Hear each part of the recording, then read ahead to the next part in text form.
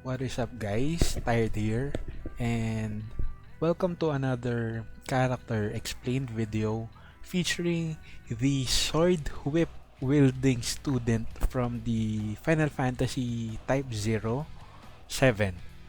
So before anything else, I would like to give a quick shout out to the creators of the DissidiaDB.com website and the Tonberry Troop from the DFFOO subreddit, as most of the information that I will be sharing from you guys were taken from them. Without further ado, yeah, let's proceed with her explanation. So, 7 is a melee attacker that uses whip type weapons to attack her enemies.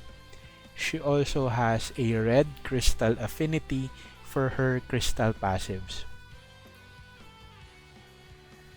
Her skill 1, Snake Bite and Lash, at base form is a 4-hit melee brave attack that inflicts 1 stack of her Snake Bite debuff for 6 turns.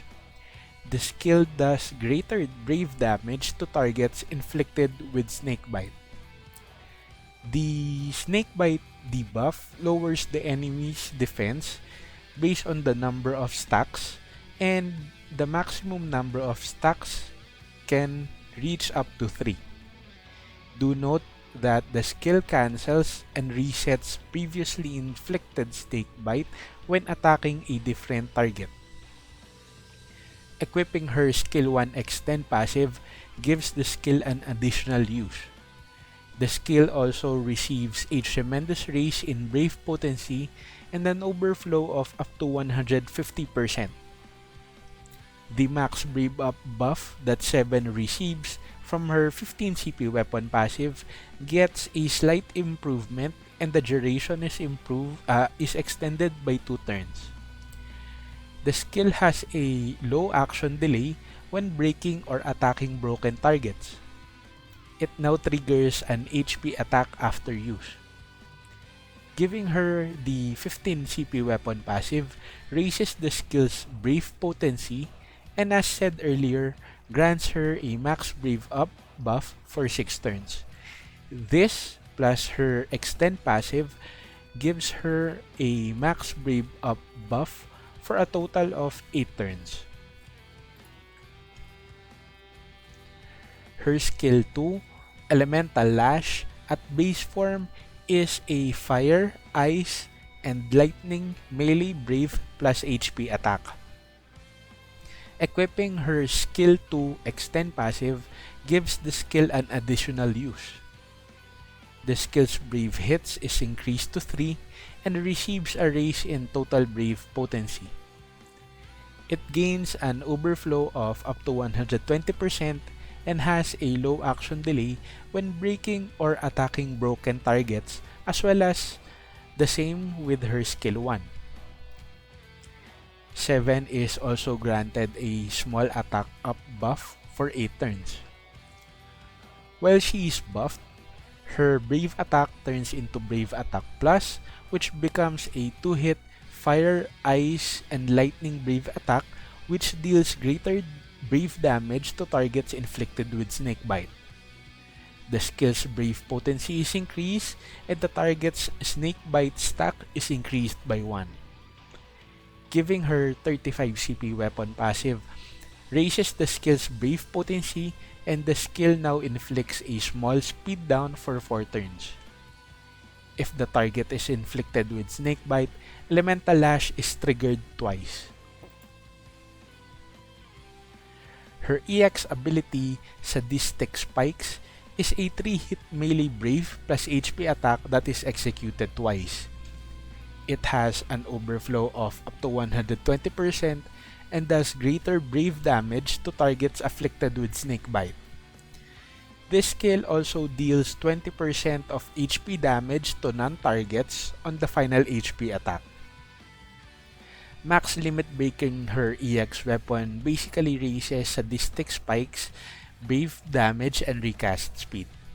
However, at max limit break, her HP attack turns into HP Attack Plus, which is now a melee brave plus HP attack that increases the snakebite stack of the target by 1.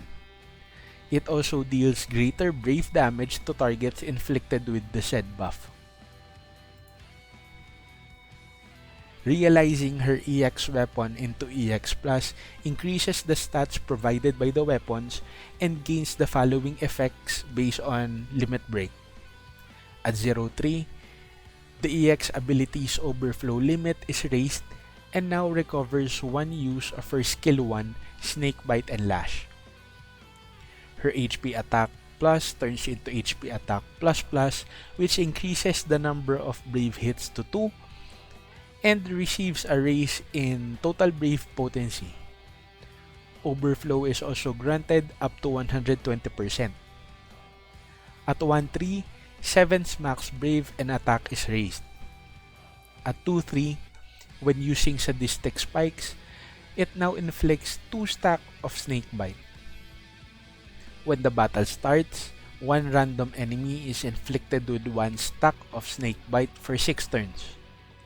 7 also receives a medium max brave up buff for 8 turns. At 3-3, the number of brave hits of Sadistic Spikes is increased to 6. The total brave potency is raised, as well as the max overflow limit. So here are some of her notable passives. Basically, 7 works best with the buffed targets, as her max attack, max brave, and speed is raised whenever there is a debuffed enemy on the field. Her level 50 crystal passive raises her initial brave, max brave, attack, and defense when an enemy is inflicted with Snakebite. A feat, of course, easily achieved. Her level 68 crystal passive further raises her max brave and attack by 20%. Her AA ability raises her attack for 2 turns when attacking debuffed targets, while her AA extend further improves the attack up effect. So here are some final thoughts. 7 is a great single target attacker that has a powerful framed defense down debuff, which when paired to a generic defense down debuff, she and the party can deal stronger damage. She has great longevity due to her EX ability being able to recharge one use of her skill 1. She has fast turn rate due to her skills, so pairing her up with Brave Regen would be great for her, as well as with powerful auras, of course. As for her downside, her Snakebite debuff can only be applied to one enemy. The only AoE damage she deals comes from the second attack of her EX ability. Also, her skill 2 deals fire, ice, and lightning element, meaning you have to be careful. As for ingot recommendations, 3-3 would be best as she is a DPS unit. For artifacts, 3 attack plus 108 and 3 2-star ice on everything boost is recommended. Also, it is worth noting that giving her the fire, ice, and lightning damage plus from the summon board passives would be nice to further increase her damage. So yeah, there you have it, guys. My quick explanation or overview for 7. I do hope you were able to learn something about her kit with this video, and if so, please leave a like and comment down below. Also, please do not hesitate on correcting me if there are any misinformation that I said during the video, as that would be helpful as well for people who are planning to build up 7. With that said, guys, good luck on your games, and I will see you on the next video.